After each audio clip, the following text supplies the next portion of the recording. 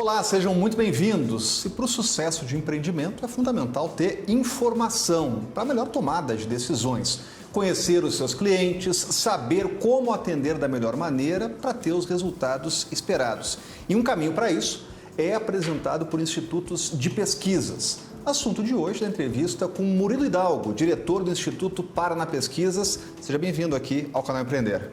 Eu que agradeço o convite e vamos fazer um bom esclarecimento aí sobre pesquisas, né? E isso é importante, é esclarecer, né, qual é o papel dos institutos, das pesquisas, porque muita gente pensa, quando vê um instituto de pesquisas, como Paraná Pesquisas, como vários que tem pelo país, a gente pode citar aqui Datafolha, né, o Ibope, que depois muda de nome, mas pensa em mundo político, e realmente tem um histórico longo no mundo político. Agora, o Instituto de Pesquisa, ele tem um papel importante para tomada de decisões em empreendimentos. Como funciona esse levantamento de dados para corporações no Brasil? Exatamente. O que dá mais mídia, o que dá mais ênfase são as pesquisas eleitorais, não tem como negar, porque elas faz parte do mundo político já e a própria mídia dá muita ênfase às pesquisas em processos eleitorais. Mas o mundo nosso não é só disso. Existem as pesquisas mercadológicas, as pesquisas empresariais, as pesquisas de satisfação com clientes. Isso que a gente veio discorrer um pouco aqui, no sentido de mostrar o seguinte: você que é empreendedor de pequeno ou micro ou médio, você tem condições de fazer a sua pesquisa. Às vezes, vou procurar um instituto e se você não tiver condições financeiras, você mesmo fazer a sua própria pesquisa.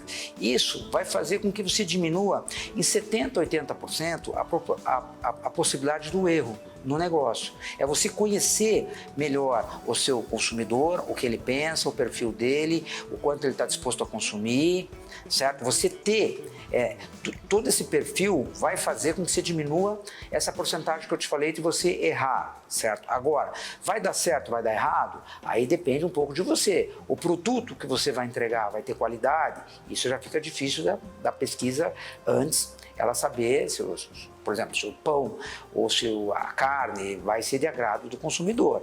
Mas o perfil para diminuir o erro, isso é fundamental qualquer empreendedor ter.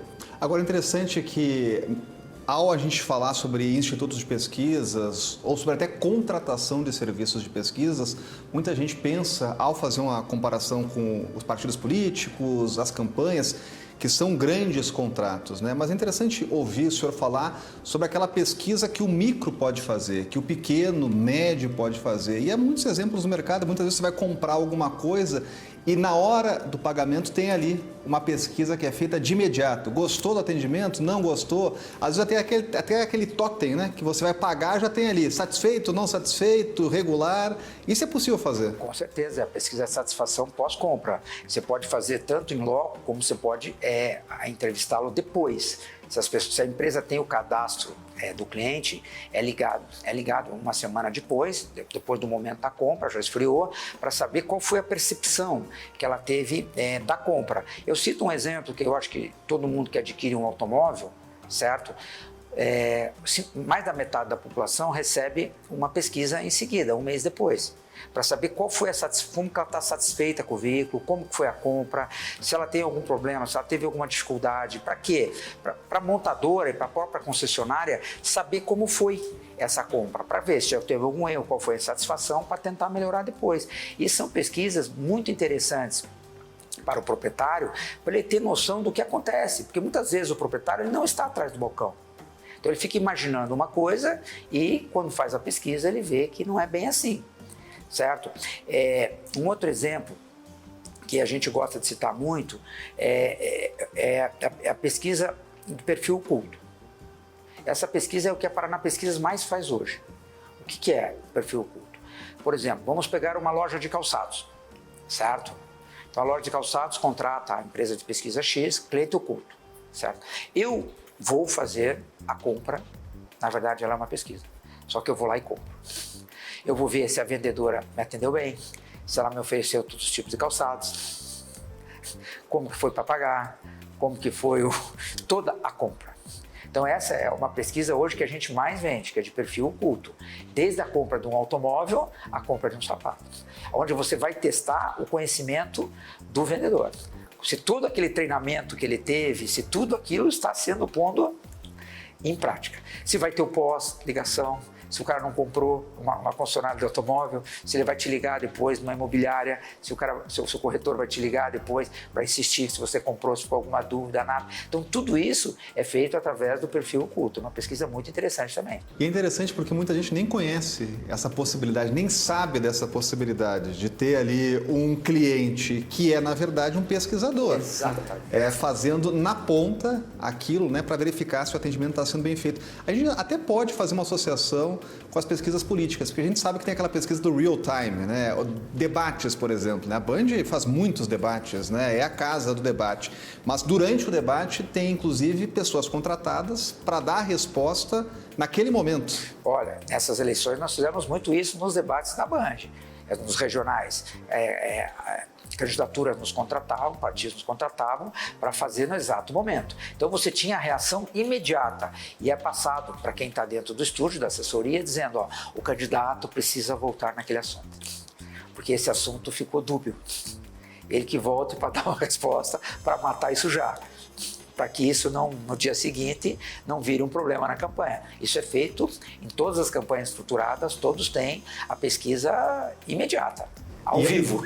E aí a gente chega ao mesmo ponto que imagino que o empreendedor entende e precisa, né? Que é informação para tomada de decisões. Assim como o candidato que está lá ao vivo, ele tem a informação que chega com precisão para a melhor tomada de decisão, para o próximo bloco, o empresário, né, quando tem, por exemplo, o cliente oculto, né, ou o perfil oculto que chega lá na hora, faz a compra e já passa essa informação com credibilidade, ele vai tomar a melhor decisão. Sim. Outro fator que a gente considera nas pesquisas também para o empreendedor, principalmente quem tem comércio, é saber qual é a primeira, a segunda e a terceira opção de compra dele. Quem é seu concorrente? A gente fazia muitos supermercados que as pessoas, lógico, você vai descobrir qual o motivo que vai naquele supermercado, normalmente que é perto de casa ou que passa ali, aí o atendimento. E segundo, quando não compra nesse mercado, qual o mercado compra? Quem é o concorrente dele? Certo? Então, para ele ficar de olho nas promoções que o cara está fazendo, porque o meu concorrente é esse. Então, é muito importante também para quê? Para o comerciante, ele tem essa noção de ficar de olho no que a concorrência está oferecendo de promoções, porque ele é o principal concorrente dele. Ele não ficar se preocupando com outros. Ó, de quem compra aqui, 70% quando não compra aqui, compra ali. Então, pare de se preocupar com o outro lá, porque ele não é teu concorrente. Teu concorrente direto é essa rede, é essa farmácia do lado aqui, é Beltrano, é Ciclano. Então, isso também é muito importante e as pessoas podem fazer isso. Ela não tem condições financeiras. Se ele é microempresário, ele mesmo tem condições de fazer isso. Que nem a gente cita, o primeiro passo de quem tem um comércio na rua é tentar descobrir qual é o perfil das pessoas que passam na frente do comércio dele. Quantas pessoas passam por hora na frente do comércio que ele vai abrir. Então eu já sei, eu vou abrir um comércio aqui nessa rua. Então eu já sei que passa entre 9 e 10 da manhã, passa 300 pessoas aqui. Na hora do almoço vai para 800. Então eu tenho que ter mais vendedor para atender na hora do almoço. Eu tenho que mudar a minha escala de almoço, porque a probabilidade de entrar gente vai ser muito maior do que naquele determinado horário. Agora, interessante que ao senhor mencionar o perfil ou opção de compra, o empresário também ele passa a conhecer o concorrente. Né? Então, ele sabe com quem ele está lá naquela batalha. Né? E, inclusive, de qual concorrente ele precisa tirar clientes. Né? E outra que a gente faz muito também, depois que você descobrir quem é o cliente, você vai entrevistar o concorrente, o cliente do concorrente, para saber por que ele não vai lá. Por que ele está optando por lá e não está optando por cá. Qual que é o diferencial lá e por que não está vindo para cá. Se 30% dos nossos clientes compram lá, nós precisamos descobrir se a reciprocidade dele é a mesma, se 30% dos clientes dele vêm para cá. E como que se tira esse cliente de lá para vir mais para cá? Tudo isso a pesquisa mostra. Como também, que nem a gente fala, né, que também é uma piada entre nós, né? Que o cara fala, eu tenho um negócio assim, assim, assim, assado, e a gente fala para ele assim, olha, mas vamos te ajudar, é óbvio, tem como você descobrir muitas coisas, mas o correto é você fazer a pesquisa antes de abrir, né? Quer dizer, normalmente as pessoas abrem para depois nos procurar. E o correto seria fazer antes, né? E aí a gente está falando de risco. De risco. Que é informação para reduzir o risco de um investimento. Exatamente. Então, quer dizer, normalmente as pessoas fazem, elas não se dão bem, aí elas vêm contratar pesquisa. para saber o que está acontecendo. Mas no correto teria que... E geralmente é na crise, né? Na crise, exatamente. Para conseguir uma solução mágica. Para conseguir uma solução mágica. Para conseguir uma solução mágica. E essa solução mágica, que a gente sempre fala, a pessoa fala, eu tenho X mil reais para investir, eu quero abrir um negócio que eu ganhe tanto por mês. A gente fala brincando, né? Se eu soubesse, montava eu, né? Quer dizer, porque essa fórmula mágica também não existe. Aí é o conhecimento da pessoa, você consegue diminuir a probabilidade de erro. Agora, interessante que a gente está falando de ciclos, né? O empresário pode apostar ou investir numa pesquisa antes de abrir o negócio, obviamente, durante o negócio. Estava citando, por exemplo, do perfil do consumidor, aquele que passa na frente da loja. Então, é realmente naquele momento de desenvolvimento do negócio e até naquele último momento, que é o momento de crise, que alguma coisa precisa ser feita, precisa dar um cavalo de pau, mudar tudo. Então, os institutos de pesquisas podem ser parceiros ali em diferentes ciclos dos negócios. Com certeza. E outro fator que a gente não começou a falar ainda é do lançamento de produtos, né? Certo? Isso também é muito comum. Bolachas, perfumes, cremes, pesquisar se esse tipo de produto está em falta no mercado, se as pessoas comprariam, se aderiram, o preço que pagariam. Tudo isso também é muito comum a gente ser demandado. Né? Então, vou até aproveitar essa deixa sobre lançamentos de produtos, testes, se aquele investimento vai ou não dar errado, se tem mercado. E vamos falar também de resultados, né? Pesquisas com foco em resultado, como é possível também mensurar um investimento em pesquisa, qual o resultado que pode ter, tudo isso logo depois de um rápido intervalo. Então não saia daí, a gente está conversando hoje com Murilo Hidalgo, diretor do Paraná Pesquisas, para entender esse mundo das pesquisas no ambiente corporativo, em negócios no Brasil. A gente volta aí em seguida.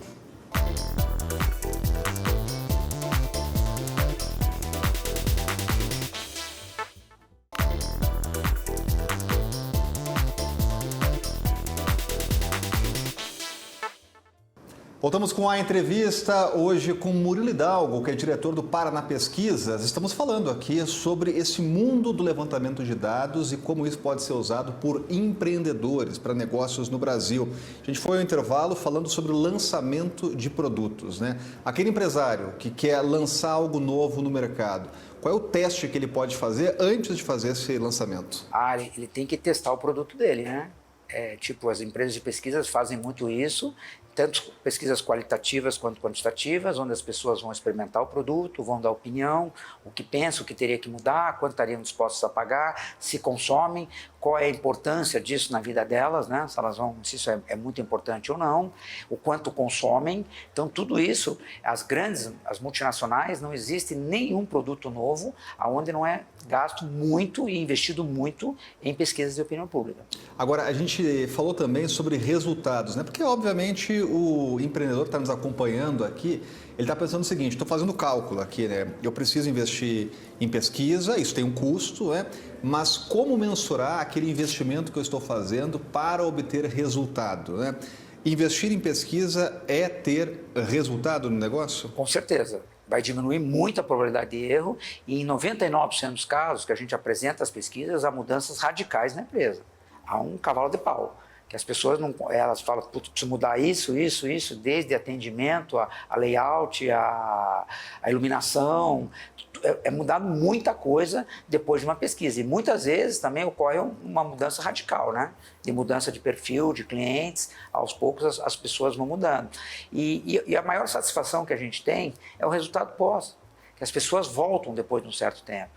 Sabe? Pô, foi muito legal ali, agora a gente está pensando nisso, de como que a gente pode fazer. Então procure um profissional de pesquisa, se você tiver condições, se não tiver, procure você mesmo desenvolver perguntas básicas, que você mesmo pode ter essas respostas. Também não é uma coisa tão difícil você pegar no final do dia, ter uma pessoa, se você tiver esse cadastro, eu vou ligar para 5, 6 pessoas fazendo uma pesquisa de como foi o atendimento. E o ideal é que não seja feito no dia, que tenha esfriado a compra, depois de uma semana, que daí a pessoa já está com o produto, ela vai te dizer muito mais como é que foi todo o processo da decisão, desde a decisão da compra até o que ela está achando da compra, da entrega e de tudo mais, né? Agora, isso é interessante, né? E a gente fala em resultado, mas também há mercados, e num país continental como o Brasil, há diferentes perfis, né, ao longo das regiões do país, né, pelas regiões do país. Há algumas regiões que são mais características, né, que é possível apostar o seguinte: se um produto está certo em tal região, é possível que ele rompa barreiras em outras do país? Sim, hoje existe para nós 3 mercados testes, né, que a gente fala. São 3 cidades, que retratam bem. Se o produto consegue entrar nessas 3 cidades, tende a entrar no Brasil inteiro. Seria Curitiba, Campinas e Cuiabá. E por quê? Porque essas regiões têm perfis assim mais estratégicos? Eu acho que pela característica da população, certo? Pela característica da população. Se nessas 3 praças há a penetração, pode ter certeza que a probabilidade no Brasil inteiro vai dar certo. Agora, a gente sabe que o Brasil vive momentos assim de grandes debates nacionais, né? E sempre quando tem eleição, um assunto que volta é sobre institutos de pesquisa, sobre resultados de institutos de pesquisas. E essa é uma pergunta que eu tenho certeza que o senhor já ouviu muitas vezes, né? Sobre credibilidade dos institutos de pesquisas. E aí, para isso, é preciso falar de método, de metodologia, né? Como enfrentar esses questionamentos, até essas discussões, né, sobre os institutos de pesquisas? Olha, é muito bom essa oportunidade de falar, tá? Que nem a gente brinca. Quem faz pesquisas eleitorais está muito mais na mídia e muito mais cobrado. Por quê? Que a gente fala, a pesquisa eleitoral, ela vai ser confrontada. No dia tal eu vou publicar uma pesquisa, que nem a Paraná Pesquisas fez, no sábado, e no domingo a urna abriu. Então você tem como dizer, a Paraná Pesquisa acertou, a Paraná Pesquisa errou. Numa pesquisa mercadológica é mais subjetivo. Não vai ter uma urna que vai dizer essa pesquisa está certa, essa pesquisa está errada. É subjetivo. Mas na pesquisa eleitoral você tem o confronto direto com a urna. Agora, o que a gente vê do ramo de pesquisas, tá? O Congresso fala na época da eleição. Esses dias, aqui em Brasília, eu conversando com alguns parlamentares, falar, toda aquela discussão sobre pesquisas eleitorais acabou. Um ano antes tem que mudar a lei. Outubro está aí. O Congresso nem está discutindo as pesquisas eleitorais. Consequentemente, a lei provavelmente não vai mudar em nada. Só que quando chegar na próxima eleição, na véspera, a discussão vai ser a mesma. Só que na prática não se faz nada. Quer dizer, é discurso eleitoral. Agora, sobre metodologia, eu sei que metodologia sempre envolve também dados, né, dados consolidados de população. E nesse período eleitoral, a gente viveu muito essa discussão, né, do censo do IBGE, de desatualização, né? Como trabalhar com essas mudanças, inclusive, de perfil populacional? Olha, graças a Deus o censo vai sair agora, então as próximas eleições a gente tende a ter dados muito mais reais. O censo estava defasado. Mas existem dados de pesquisas eleitorais que a gente busca. Por exemplo, o sexo e a faixa etária, isso o TSE atualiza. Porque quando eu vou fazer o meu cadastro lá, ele tem o meu gênero e tem a minha idade. Então, todo ano, o computadorzinho atualiza a minha idade. Agora, a escolaridade, não. Se eu fiz o meu título com 16 anos, eu coloquei lá que eu tinha ensino médio. Hoje eu já tenho ensino superior. Então, na escolaridade, há uma defasagem muito grande. É aí que deu a grande diferença entre os institutos de pesquisa nessa eleição, com relação à escolaridade, por falta de um censo atual também. Agora, voltando e passando aí esse olhar para os empreendimentos, né? É até mais fácil de encontrar o perfil desse consumidor do negócio, né? Ele está mais localizado, está mais focado naquela região? Muito mais fácil. Pesquisa de mercado, na verdade, essa estratificação, dificilmente o Instituto de Pesquisa erra. Porque ou nós vamos fazer com os clientes, ou nós vamos fazer com não clientes, certo? Ou você tem um público jovem, nós vamos entrevistar público jovem de alta renda, público jovem de baixa renda, pessoas da classe D, E, AB. Então, quer dizer, então é muito mais, nesse aspecto, é muito mais simples a parte metodológica do que uma pesquisa eleitoral. Agora, a gente falava de, inclusive, conhecer o concorrente, né? E conhecer o próprio negócio e conhecer o concorrente. É possível identificar no concorrente aqueles pontos mais sensíveis ou aqueles flancos abertos, né? Por exemplo, o concorrente ou o cliente do concorrente não está gostando de algo naquele negócio, no atendimento. Então, vou focar no atendimento para obter e para atrair aquele cliente, né? Não só isso, é muito boa essa pergunta, não só isso, como na propaganda disso. Também? Aqui atendemos melhor. Já está dando um recado que a sua concorrência não atende bem, porque o cliente dele sabe que ele não atende bem. Ou aqui é mais barato. Porque o cliente do outro já sabe que ele atende bem, ele é bem localizado, mas ele tem preço alto. Então, quer dizer, você manda as mensagens na própria tua publicidade, na tua propaganda, em cima da deficiência da concorrência.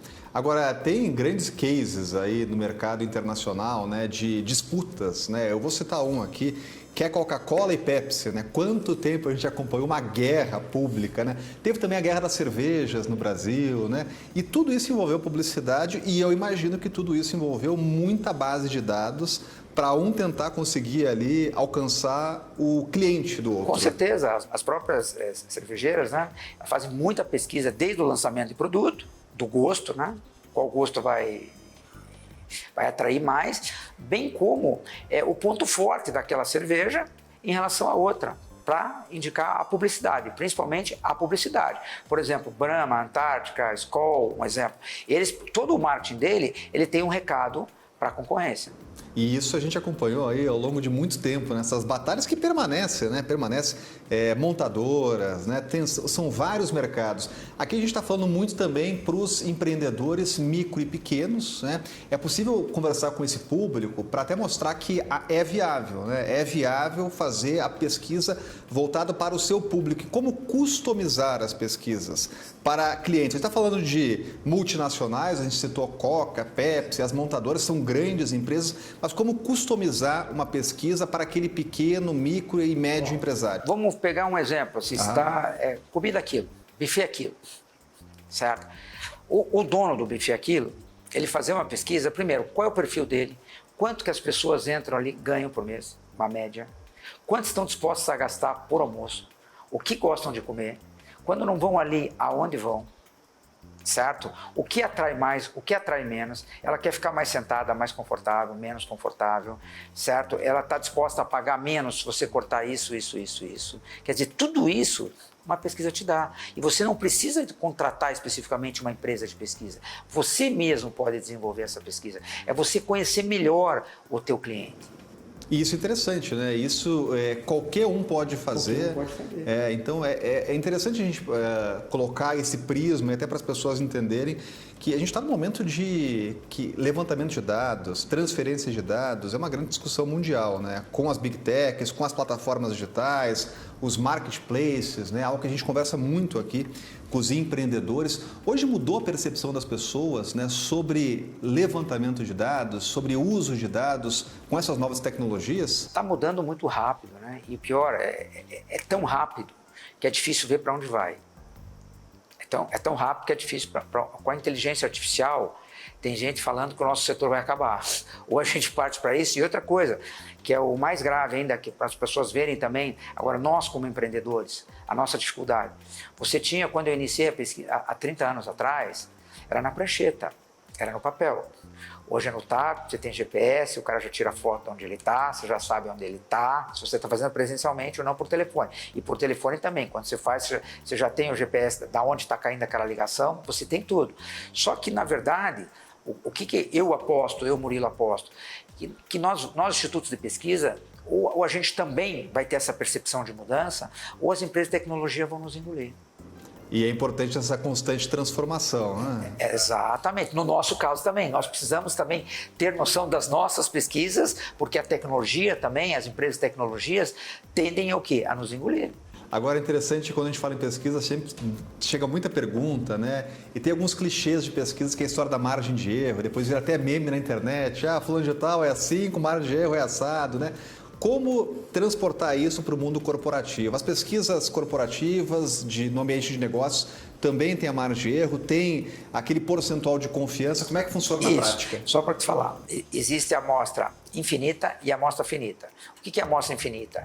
É uma amostra, por exemplo, acima de tantas mil pessoas, ela é uma amostra infinita. Acima de 10, 15 mil, uma amostra infinita. E a amostra finita é quando a amostra é pequena. Então, você calcula a margem de erro de formas diferentes. Mas, a grosso modo, para nos entenderem, nas pesquisas eleitorais, quando a gente diz assim, a pesquisa tem um nível de 95% e uma margem de erro de 4%. O que eu quero dizer, a grosso modo, com isso? Que a cada 100 vezes que eu fizer a pesquisa, 95 vezes vai dar o mesmo resultado, numa margem de erro de 4 para mais, 4 para menos. É importante até explicar para as pessoas isso, né? Porque muita gente não tem essa consciência. Confia de 95, o que eu quero dizer é que a cada 100 vezes que eu fizer, 95 vezes tem que dar o mesmo resultado, com 4% para mais, tratamento. Agora, na pesquisa no mundo de negócios, né, no ambiente de negócios, essa margem de erro costuma ser menor ou costuma ser maior? Igual. Você vai trabalhar com a margem de erro que você considerar que é adequada para aquele segmento. Vamos trabalhar com 4, 5, 6, 7, 2, 3. Aí é uma questão também de custo, certo? Que aumenta, quanto mais aumenta a amostra, mais aumenta o custo, certo? Mas normalmente quando você trabalha com 4, 5%, não precisa nem mais nem menos. E é interessante para o empreendedor que for buscar, né, o levantamento de dados, tem uma série de questões que ele precisa definir. E eu imagino que tenha propostas a serem feitas e negociadas, né? Como abrangência, perfil, né? E ele participa, inclusive, da formulação do processo. É feita assim, por exemplo, você nos contratou, você contratou a Paraná Pesquisa fazer um negócio. A gente vai conversar com você, vai brifar, vai ver suas demandas, nós vamos lhe propor um questionário, você vai discutir o questionário com a gente, certo? Depois o questionário é aprovado por você, ele é feito um pré-teste, é entrevistado algumas pessoas para ver se elas entenderam que a gente realmente está querendo buscar. Depois a pesquisa é coletada, daí é feita a entrega dos dados e a análise dos dados. Tá aí, então entendemos um pouco mais desse mundo das pesquisas no ambiente de negócios e também das possibilidades abertas para os empreendedores. Eu quero agradecer a presença de Murilo Hidalgo aqui no canal Empreender, que é diretor do Paraná Pesquisas, para nos contar um pouco dessa vivência e também dessas possibilidades. Muito obrigado, Murilo. Obrigado pela presença aqui no canal Empreender. Eu que agradeço, sempre à disposição do canal. E agradecer principalmente a você que acompanhou a entrevista e já convidar também para novas entrevistas no canal Empreender. Muito obrigado e até a próxima.